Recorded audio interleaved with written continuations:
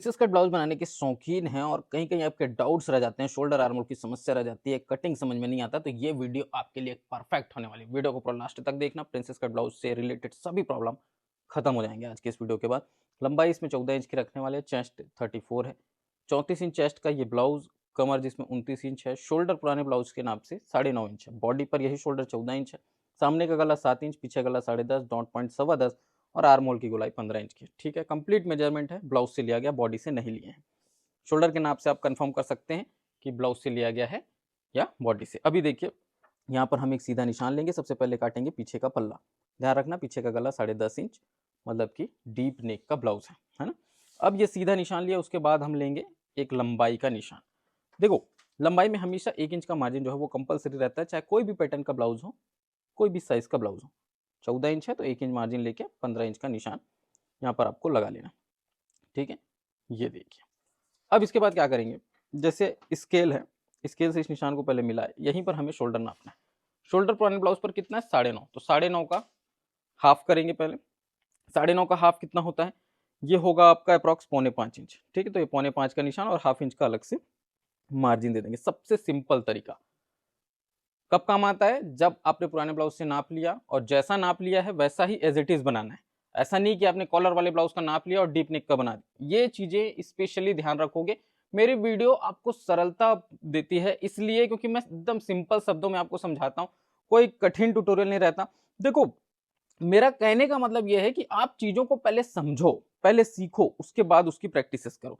यहाँ पर हमने अब टोटल ये नाप करके देख लेंगे, हाफ इंच ऐड करने के बाद कितना हुआ, ये आ रहा है 5.25, तो 5.25 का यही निशान सेम नीचे लगा लेना है। ठीक है, ये आपका शोल्डर का मामला सेट है, इतना क्लियर है। उसके बाद आप ऊपर से इस निशान को नीचे इस तरीके से मिला लोगे। अब आपको आर्म होल की गोलाई चाहिए 15 इंच, आपका चेस्ट साइज है 34 इंच, तो यहाँ पर हम कितने इंच का ये सीधा मार्क करें कि हमें 15 इंच की गोलाई 34 इंच चेस्ट पर मिल जाए। तो सिंपल सा अपने दिमाग से लॉजिक लगा करके देखना है, 5 से 5.25 में आराम से मिल जाएगा।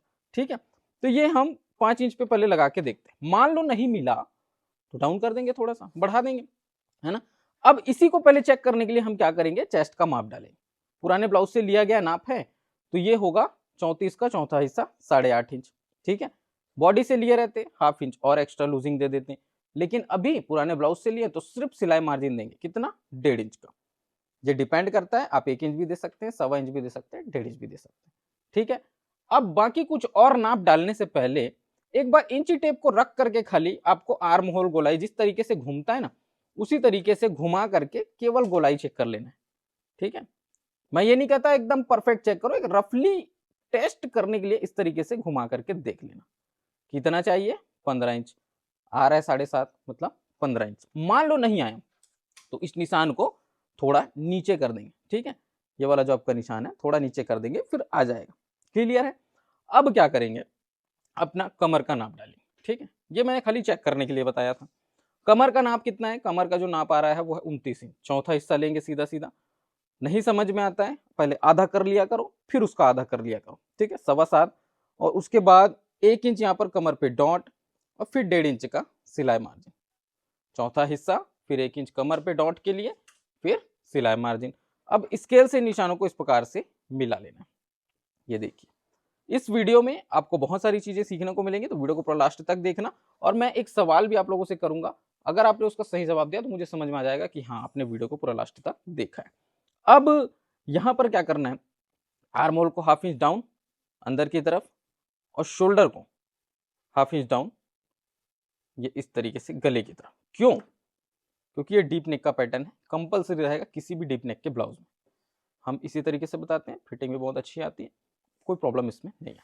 गले की चौड़ाई कितना, 2.25 इंच, उससे ज्यादा नहीं रखने का। क्यों, क्योंकि 2.25 से ज्यादा रखने पर आपको इस मेथड में प्रॉब्लम आने लगेगी शोल्डर गिरने की, गला फैल जाता है ना, तो ना फैले इसलिए 2.25 इंच। अब गले की गहराई कितनी रखनी है, तो हाफ इंच पहले इतना छोड़ देना। गले का गहराई सामने का है 7 इंच, पीछे का है 10.5 इंच, तो हम अभी पीछे का पल्ला बना रहे हैं, तो 10.5 डायरेक्ट यहाँ पर इस तरीके से नापेंगे, और स्केल से इस निशान को ये देखिए सीधा मिलाएंगे। नीचे भी पीछे पल्ले में गले का फैलाव बहुत ज्यादा नहीं रखना है, 2.5 इंच रखेंगे इस तरीके से, और ऊपर से लेके नीचे तक इस निशान को मिला के राउंड शेप दे देंगे। ठीक है, एकदम सिंपल गोल गले का शेप दे सकते हैं, चाहे तो मटके गले का शेप, पान गले का शेप, जो आपको पसंद है वो दिया जा सकता है।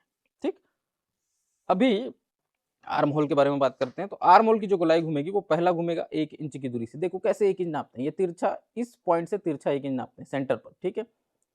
और उसके बाद यहीं से पौन इंच का गैप रख करके, मतलब यहीं से पौने 2 इंच मान लो, यहीं से इसी पॉइंट से पौने 2 इंच पर एक और मार्क करते हैं। तो ये पौने 2 वाला ही आपका असली निशान होगा। 1 इंच वाला तो सामने पल्ले के लिए होता है। तो ये पौने 2 से जो गोलाई घूमेगी ये आपके पीछे पल्ले की गोलाई है। इसको थोड़ा डाउन करके इस तरीके से लेना है। क्यों? इससे गोलाई आपकी प्रॉपर आती है। और सामने पल्ले का यहीं पर शेप दे सकते हैं ताकि आपको समझ में आ जाए कि सामने पल्ला और पीछे पल्ले में कितना डिफरेंस रहता है आर्म होल गोलाई में। अब बारी वापस से इंची टेप से नापने की। तो अब मैं आपको प्रॉपर आर्म होल चेक करने का तरीका बताता हूँ। देखिए, सबसे पहले क्या करेंगे, इंची टेप लेंगे। यहाँ पर शोल्डर पर ना पहले 1/2 इंच जगह छोड़ देंगे। ठीक, ये सिलाई मार्जिन है। और नापना भी थोड़ा अंदर से है। एक प्लेजर अंदर से ही नापे जितना अंदर से आप सिलाई चलाते हैं। पीछे पल्ले की आर्म होल गोलाई को नाप कर देखते हैं। ये देखिए, ये देखिए, ये देखिए, परफेक्ट आया 7.5 इंच। मान लो थोड़ा बहुत अगर ज्यादा आ भी गया तो उससे घबराना नहीं, ठीक है। कुछ नहीं होता है, कम आ गया तब आपको बढ़ाना पड़ेगा, ये चीज ध्यान रखना। अगर ये 7 इंच होता तो हमें आर्म होल को बढ़ाना पड़ता। पीछे पल्ले का डॉट 4 इंच, ये इस तरीके से डॉट की दूरी लेंगे और लगभग लगभग उतनी ही ऊंचाई लेंगे। 4 इंच की ही ऊंचाई ले लेना, डॉट आपका पीछे पल्ले का बन जाएगा। सिंपल 1/2 इंच का डॉट होता है ये। तो ये इस तरीके से जो है आपका पीछे पल्ला जो है वो रेडी है। फटाक से इसकी कटिंग करके निकालते हैं और फिर सामने पल्ले को देखते हैं। आज सीखेंगे प्रिंसेस कट ब्लाउज 111 फॉर्मूले से, ठीक है। तो इसको कटिंग करते हैं फिर देखते हैं। तो देखिए, पीछे का गला अभी हमने काटा नहीं है। एक एक्स्ट्रा पेपर लेंगे, नीचे रखेंगे और इस पीछे पल्ले को पूरा एज इट इज थाप करके निकाल लेना है। मतलब एज इट इज कॉपी करना है। कॉपी करने का तरीका, नीचे थोड़ा सा जगह छोड़ेंगे क्योंकि मार्जिन वगैरह देना है साइड में और इस साइड में भी। ठीक, खाली ऊपर शोल्डर की तरफ आपको मार्जिन देने की आवश्यकता नहीं, बाकी सभी तरफ हल्का हल्का मार्जिन लगेगा। तो पेपर को उसी प्रकार से सेंटर पे रखें और एज इट इज मार्किंग पहले कर दें, बहुत अनिवार्य है। और उसके बाद हम फ्रंट पल्ले को कैसे कंप्लीट तैयार करना है, एक एक प्रोसेस स्टेप बाय स्टेप बहुत सिंपल तरीके से देखेंगे, ठीक है। तो ये हो गया कॉपी ऐसे। और अब चलिए देखते हैं। ये आपका आर्म होल का निशान है, इसको भी इस तरीके से फ्रंट पल्ले के हिसाब से आपको लगा लेना है, ठीक। तो फ्रेंड्स, आपको पता है हमने टेलरिंग के ऊपर एक बहुत ही शानदार किताब आप सभी लोगों के लिए लॉन्च कर दिया है, जिसमें ब्लाउज कटिंग का ये जो किताब है 18 प्रकार के ब्लाउज के कटिंग, 15 प्रकार के अलग अलग चार्ट है ना, पूरा कंप्लीट सिलेबस के साथ। और इसमें आपको बहुत अलग अलग टाइप के पैटर्न, जैसे बोट नेक का हो गया, हेल्टर नेक का हो गया, राजस्थानी ब्लाउज, कलर कटोरी, ये सब चीज़ों के बारे में। डिजाइनर पैटर्न है ये, सिंपल पैटर्न भी हमारे पास बहुत सारे हैं। अलग अलग तरह के सभी प्रकार के चार्ट कटिंग के लिए बहुत सिंपल करके आपको दे दिए गए हैं।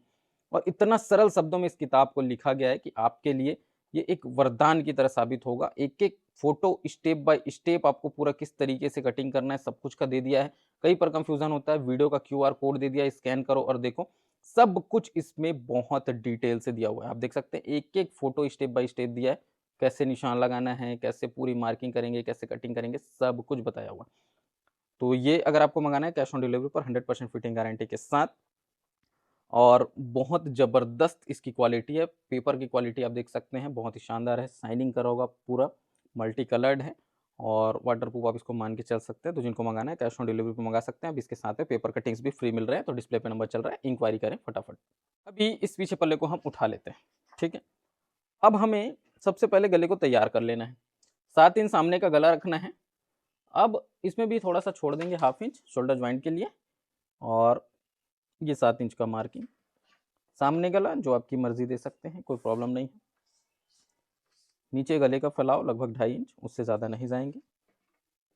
गले का फैलाव बहुत मायने रखता है ना। ऐसा नहीं कि कुछ भी दे दिए, ज़्यादा फैल गया तो भी मज़ा नहीं आएगा। गले का शेप अगर ठीक नहीं लग रहा है तो ब्लाउज कितना भी अच्छा दिखे फिर उतना लुक उसमें नहीं आता। गले से ही ब्लाउज का लुक है। अब यहाँ पर जैसे ये आपका शोल्डर लाइन है, ठीक है, 1/2 इंच इसमें पूरा मार्जिन रहता है ज्वाइंट के लिए। डॉट का पॉइंट बहुत इंपॉर्टेंट निशान है, यहीं से 111 फॉर्मूला आपका स्टार्ट होगा, ध्यान रखिएगा। ये डॉट पॉइंट आपका 10.25 इंच का है। 1/2 इंच छोड़ने के बाद शोल्डर ज्वाइंट पे ये 10.25 का हमने मार्क किया। इस लाइन को थोड़ा आगे बढ़ा लेंगे इस तरीके से। अब दोनों डॉट की जो आपस में दूरी रहती है, ये निशान बहुत इंपॉर्टेंट होता है। अभी जो हमने नापा वो शोल्डर से डॉट की दूरी थी। ठीक है, अब हम जो नापेंगे वो रहेगा दोनों डॉट की आपस में दूरी कितनी है। तो ये हम लेंगे अप्रॉक्स 3.25 इंच। 34 इंच चेस्ट है, बहुत ज़्यादा इसमें नीड नहीं है। अब ये यहाँ पर भी इस तरीके से दोनों जगह पर निशान लगा के सीधा इस निशान को नीचे की तरफ ले आना है। ये आपका क्या बन गया, डॉट का पॉइंट बन गया। अब ध्यान रखना 111 फॉर्मूला क्या कहता है। पहले 1 इंच निशान नीचे आकर के ये वाली, पहले ये वाली ले लेना, ये 1 इंच, और इसको स्केल से आगे बढ़ा सकते हैं इस निशान को, कंफ्यूजन ना हो इसलिए एक एक स्टेप कर करके आपको बता रहे हैं। ठीक है, उसके बाद 1 इंच अंदर की तरफ इसको डाउन करना है, ये वाले निशान को यहीं पर। ठीक है, 1 इंच डाउन कर दिए। स्केल से इस निशान को भी मिला लेना है पहले, ये देखिए। उसके बाद 1 इंच डॉट पॉइंट से ऊपर निशान लेना है, ये ऐसे, और इसको सीधा लेके चले जाना है आर्म होल की साइड, प्रिंसेस कट का शेप देने की।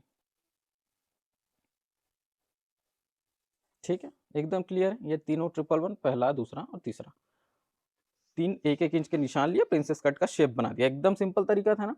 अब डॉट 34 इंच चेस्ट है, बहुत ज्यादा पफ क्रिएशन की जरूरत नहीं है, 3 इंच सफिशिएंट होता है।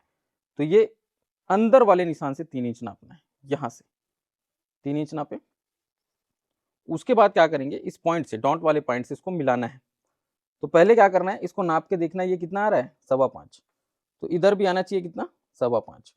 तो ये इस तरीके से नाप के देखना, 5.25 जहां पर आएगा वहां पे मार्क कर देना। थोड़ा सा कम ही आता है इधर, क्योंकि ये सिलाई ना आपकी राउंड लगेगी और जोड़ते वक्त छोटा बड़ा ना हो, इसलिए हम इसको नापते हैं। नहीं तो आप जोड़ने के बाद भी उसको छांट देंगे ना तो भी चलता है, लेकिन चूंकि हमारा काम एक एक चीजों को बताने का है तो बताना फर्ज बनता था। अभी ये करने के बाद 3 इंच का हमने क्या किया, पफ दिए। ठीक है, अब यहाँ पर हम हल्का सा मार्जिन दे देते हैं हुकाई पट्टी के लिए। पहले तो कितना देंगे, 1/2 इंच, या उससे थोड़ा सा और कम दे सकते हैं, चलेगा। केवल सिलाई मार्जिन ना, क्योंकि पट्टियां अलग से लगेंगी, हुक की पट्टी हो चाहे आईपीएफ पट्टी हो, दोनों पट्टियां अलग से लगेंगी। आपको खाली फिट करने के लिए मार्जिन देना है। अब ये वाला जो आपका निशान है ये डायरेक्ट मिल जाएगा कहां पर, यहां पर ऐसे। ठीक, अब एक सिंपल सा तरीका आपको बता रहा हूं कैलकुलेशन करने का। आपको अब उधर मार्जिन देना है। ठीक है, ये वाले हिस्से पर मार्जिन कितना देंगे, 3 इंच का डॉट है तो सिंपल सा लॉजिक है, 3 इंच का मार्जिन देंगे, क्योंकि ये 3 इंच कट के निकल जाएगा तो वो 3 इंच का भरपाई हमें इस साइड में करना पड़ेगा। तो 3 इंच का मार्जिन देना ही देना है, एकदम सिंपल सा लॉजिक है। लेकिन पीछे पल्ले में 1 इंच का मार्जिन हमने पहले ही ले रखा है। पीछे पल्ले में डॉट के लिए मार्जिन लिया, पीछे पल्ले को कॉपी किया, तो ये मार्जिन भी कॉपी होगा, तो 1 इंच माइनस कर देंगे। ठीक, तो बचा कितना, 2 इंच। अब ये 2 इंच का मार्जिन हम यहाँ पर ले लेंगे। ये पहला तरीका है मार्जिन को समझने का। अब मैं आपको दूसरा तरीका बताता हूं इसी मार्जिन के लिए। दोनों में से आपको जो सुटेबल लगे वो ले लेना। पहले इस क्रॉस पट्टी की चौड़ाई को नाप लेना। ठीक है, ये नाप के देख लेना कि ये कितना आ रहा है। हुकाई पट्टी का जो मार्जिन है उसको पहले छोड़ देना, और यहां से यहां तक नाप के देखेंगे कितना आ रहा है, अप्रॉक्स 2.5 इंच आ रहा है, क्योंकि दोनों तरफ जो सिलाई मार्जिन लगनी है दोनों को छोड़ने के बाद 2.5 इंच बच रहा है। अब इस 2.5 इंच को कहां लाना है, यहां पर भी हल्का सिलाई मार्जिन छोड़ करके इस 2.5 इंच को रखना है। थोड़ा सा ये डिफिकल्ट होता है बिगिनर्स के लिए, इसलिए मैं ऐसा नहीं बताता। ये 2.5 इंच हो गया। अब आपको टोटल कमर कितना चाहिए, टोटल कमर चाहिए आपको 7.25, है ना, 29 इंच है आपका कमर, और 1.5 इंच का आपको चाहिए मार्जिन। तो ये 1.5 इंच इस प्रकार से मार्जिन, उतना ही आया, कुछ फर्क नहीं है, हल्का 19-20 है ना। ऊपर वाले हिस्से पर 0.25 इंच का मार्जिन, ये बहुत अनिवार्य है। क्यों, क्योंकि जब दोनों पीस को आप काट देंगे एक दूसरे से, है ना, कटिंग कर देंगे, तो इनको वापस से सिलाई से जोड़ना होता है। तो इस सिलाई मार्जिन के लिए ही ऊपर 0.25 इंच का मार्जिन आपको लगेगा। अब इन निशानों को मिला देना है ऐसे। मैं समझाने के चक्कर में बहुत ज़्यादा डिटेल में चला जाता हूँ, इसलिए वीडियो हमारी थोड़ी लंबी हो जाती है। और जो लोग ज़्यादा सीखने में इंटरेस्टेड नहीं है ना, कभी कभार एकदम रैंडमली किसी को प्रिंसेस का ब्लाउज काटना है, एकदम अचानक भयानक आएंगे, वीडियो देखेंगे और चले जाएंगे, ऐसे लोगों के लिए मेरी वीडियो नहीं होती है। क्योंकि मेरा उद्देश्य ये होता है कि मैं आपको एकदम डिटेल से सिखाऊं। ठीक है, अभी देखिए ये इस प्रकार से हम इसको रखेंगे, और पीछे पल्ले से सामने पल्ले को मैच करने के लिए पीछे पल्ले को रख करके ये मार्किंग कर लेना है। अब स्केल से इस निशान को मिला देंगे ऐसे। ठीक, तो इससे क्या है, एकदम प्रॉपर बनेगा, कुछ छोटा बड़ा नहीं होता। अब काट करके निकाल लेना है। तो वीडियो चूंकि काफ़ी लंबी हो चुकी है तो मैं आस्तीन की कटिंग वगैरह इसमें नहीं बताने वाला, और मेजरमेंट भी हमने नहीं लिखा था आस्तीन का। फटाफट से इसको काटते हैं। जैसा मैंने कहा, अगर आप लोगों को किताब मंगाना है, बहुत ही ज़बरदस्त टेलरिंग के ऊपर लिखी गई किताब है, आप उसको मंगा सकते हैं। साथ में भी पेपर कटिंग्स फ्री मिल रहे हैं। कैश ऑन डिलीवरी का ऑप्शन सभी के लिए उपलब्ध है। 5 से 6 दिन के अंदर में आपको मिल जाएगा और अभी बहुत ज़बरदस्त ऑफर चल रहा है, तो अभी लाभ लें और जल्द से जल्द किताब को मंगा लें। इसी प्रकार से आपको सीखने को मिलेगा जिस तरीके से आज आपने इस वीडियो में सीखा है ना। ये देखिए, इसको हम कटिंग कर देते हैं पूरा गले की और दोनों पीसेस को अलग अलग काट के निकाल लेते हैं। अभी आपको मैं आगे और कुछ चीज़ बताऊंगा, वीडियो छोड़ के जाना नहीं। पहले काट लेते हैं पूरा।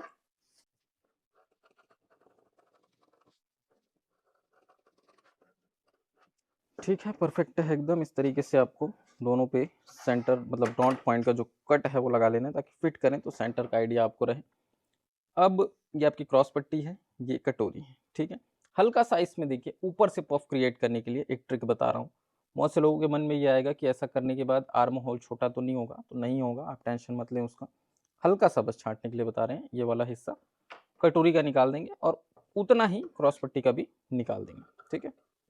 ये देखिए ऐसे सिर्फ कटोरी का भी निकालने से काम चल जाएगा, लेकिन अगर क्रॉस पट्टी का निकाल देंगे तो ऊपर से बहुत ज़बरदस्त इसमें पफ क्रिएट होता है। और प्रिंसेस कट का यही खास है कि ऊपर और नीचे दोनों से पफ क्रिएट होना चाहिए। अगर आप ऊपर से नहीं करते हैं तो यही वजह होती है कि आर्म होल पे झोल पड़ जाता है, सलवटें आ जाती हैं। ये इसी का रीज़न बनता है ना। अभी ये हो गया आपका प्रिंसेस कट फ्रंट पल्ला। बैक पल्ला मैं आपको दिखाता हूँ थोड़ा सा। जो लोग बहुत ज़्यादा परेशान रहते हैं ना शोल्डर की समस्या से, आर्म होल में झोल आने की समस्या से, खासकर बैक साइड में शोल्डर गिरने की लगातार प्रॉब्लम्स आ रही हैं, उन लोगों के लिए एक टिप दे रहा हूँ। पीछे का जो पल्ला है उसको कुछ नहीं करना, केवल 1.25 इंच नाप करके, 1/2 इंच भी निकाल दोगे ना बहुत है, लेकिन 1.25 इंच अगर इसको इस तरीके से खाली चेस्ट को रख के निकाल दिए ऐसे, तो ये आपका शोल्डर गिरने का समस्या, आर्म होल पे झोल की समस्या काफ़ी हद तक सिर्फ इतना ही करने से खत्म हो जाएगी। एक बार ट्राई करके ज़रूर देखना। और बहुत से लोगों के मन में फिर डाउट आएगा कि आर्म होल छोटा तो नहीं पड़ेगा, तो नहीं पड़ेगा। ये पीछे का जो गला है ना, इसको जब आप काटेंगे पीछे गले को, तो ये ब्लाउज बॉडी पर जाने के बाद बहुत ज़्यादा फैलता है, ठीक है। तो ये हल्का सा आर्म होल को भी अंदर की तरफ इस तरीके से कर देना। ये स्पेशली मैं उन लोगों के लिए बता रहा हूँ जो बहुत ज़्यादा झोल की समस्या से गुजरते हैं। कुछ लोगों को ना बॉडी शेप की वजह से दिक्कतें आती हैं, तो ऐसे लोगों के लिए, ऐसे अगर आपके कोई कस्टमर हैं या आपकी खुद की ऐसी कुछ प्रॉब्लम है, तो ये टिप्स आप फॉलो कर सकते हैं। ये देखिए बहुत ज़बरदस्त इस प्रकार से आपकी कटिंग होकर के आएगी। तो मुझे उम्मीद है आप लोगों को ये वीडियो पसंद आया होगा। मैंने कहा था कि मैं आप लोगों से सवाल करूंगा लास्ट में, ताकि मुझे पता लगे कि आप लोगों ने वीडियो को पूरा देखा है कि नहीं देखा है ना। तो इस ब्लाउज में आर्म होल की गोलाई कितनी ली है हमने, कितना इंच हमने आर्म होल गोलाई नापा है और कितना इंच मेजरमेंट में दिखाया है, ये मुझे कमेंट करके बता दो। मैं समझ जाऊंगा आपने वीडियो को पूरा लास्ट तक देखा हुआ है। बाकी मिलते हैं नेक्स्ट वीडियो में, तब तक के लिए जय हिंद, वंदे मातरम।